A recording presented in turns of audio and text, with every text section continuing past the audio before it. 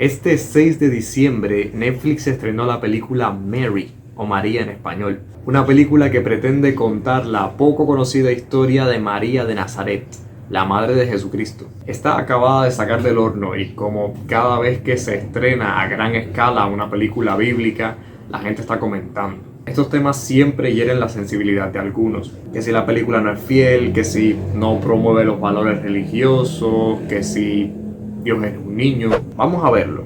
¿Esta película es buena o mala? ¿Es fiel a la Biblia o no?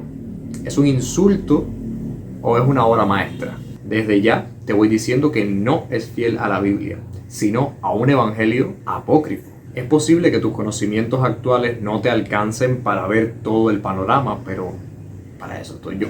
Acabo de ver la película y te voy a dar mi opinión breve y explicada de manera sencilla. Advierto que habrá spoilers, así que si tienes interés en ver la película, quedas avisado.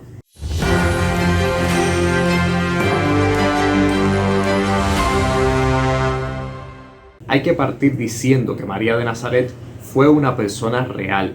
Fue la madre de Jesús, y no solo de él, sino también de Santiago el Justo, de Judas, su sucesor, entre otros. Es un personaje bíblico que aparece únicamente en los evangelios. Pero el problema es que no sabemos mucho de ella.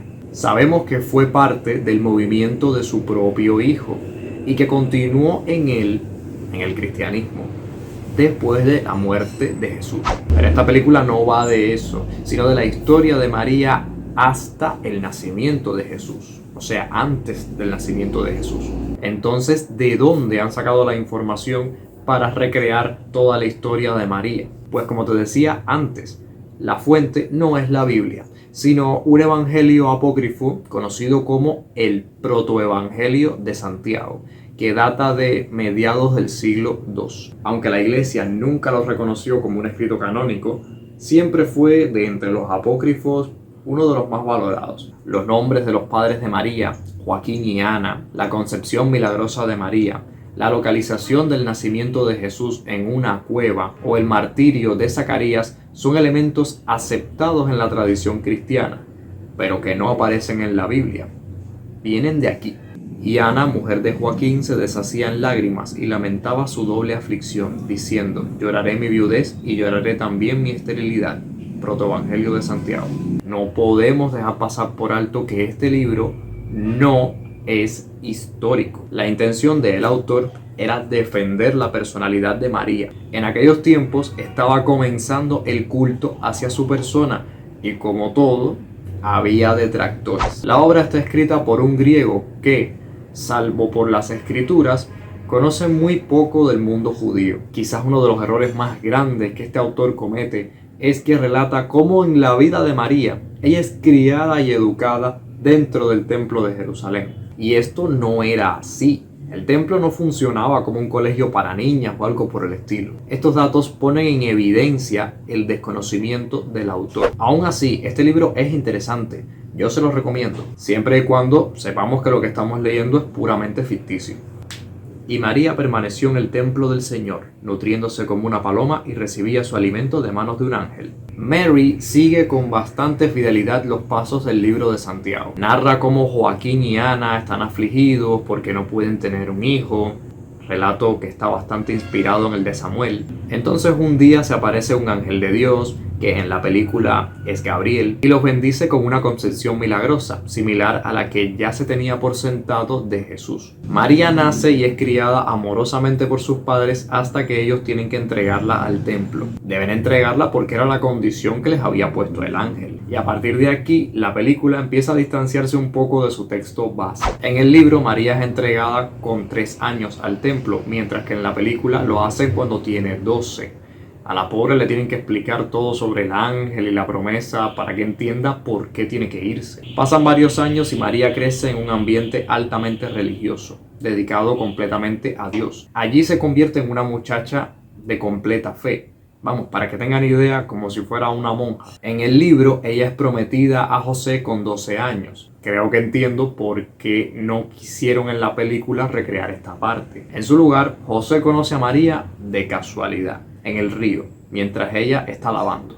La película suaviza la historia. Más adelante se prometen y ocurre la anunciación del nacimiento de Jesús. Pero ambos esposos tienen que proteger al niño de las garras del rey Herodes, quien quiere matarlo. No voy a contar demasiados detalles más, no es necesario. Solo decir que la película usualmente añade más contenido que el que encontramos en el libro de Santiago, como por ejemplo la aparición de Satanás. También cambia algunos aspectos, como por ejemplo en el libro José es viudo y mayor y con hijos, mientras que en la película no, en la película es joven, obviamente no es viudo y tampoco tiene hijos, es contemporáneo con María. Otro ejemplo es que Jesús no termina naciendo en una cueva, sino en una ruina. La película termina siendo una adaptación moderna que se toma sus licencias, pero que se sabe que su texto base es el libro de Santiago. Solo la parte del final, la del nacimiento de Jesús, es la única que podemos decir que aparece en la Biblia,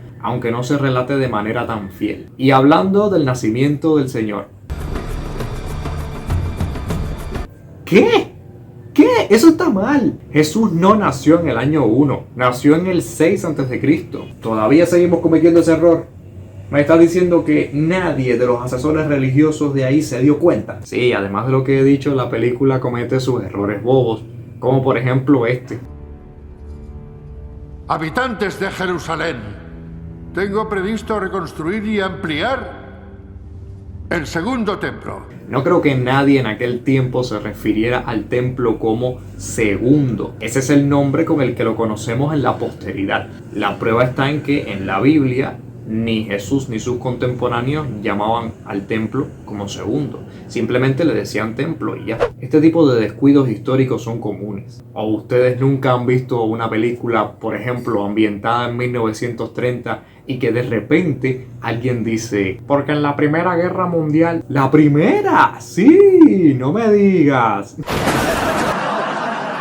Bueno, dejando a un lado la parte bíblica e histórica de Mary, voy a centrarme un momento en su parte técnica. La imagen y fotografía me parecen asombrosos, muy bien logrados. No soy un experto, lo digo como espectador. También hay que elogiar al elenco, a todos. Pero sin duda los dos que se han comido la mayor parte del pastel son la actriz israelí Noah Cohen, que es la que interpreta a María, y el ya veterano y querido por todos Anthony Hopkins, quien interpreta al rey Herodes el Grande, antagonista de la película. Aprovecho para decir que Cohen es bastante joven y apenas está empezando en el mundo del cine, así que elogio su valor de haber interpretado, de querer interpretar a un personaje como María.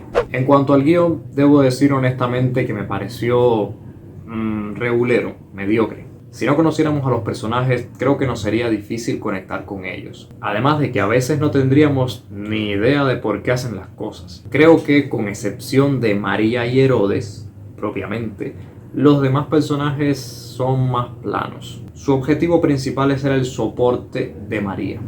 No sé si me hago entender. Aunque ojo, esto no es cansón, la película es entretenida de ver. Nada es malo ni aburrido, como es el caso de otra película bíblica que se estrenó hace unos años. Mary Magdalene sí fue un clavo.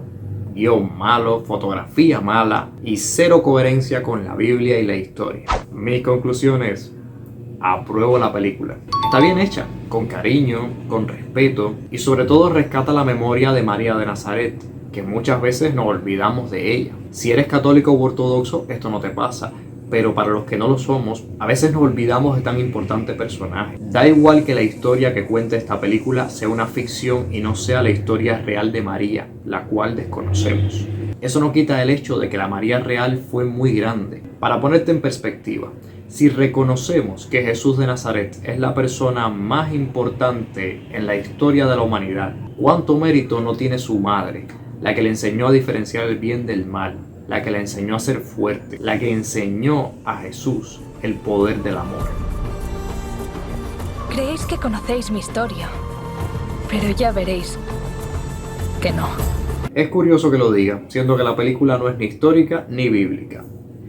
Pero mientras tengamos esto claro, es decir, mientras sepamos que estamos delante de una obra de ficción, no hay ningún problema con Mary. Ahora te toca a ti. Comenta tu opinión sobre la película Mary de Netflix 2024. De paso, si quieres que analice otra obra cinematográfica, sea religiosa o no, me lo puedes dejar en los comentarios, házmelo saber. Dale me gusta si te gustó y nos vemos en el siguiente video. Los quiero y que la paz sea con todos.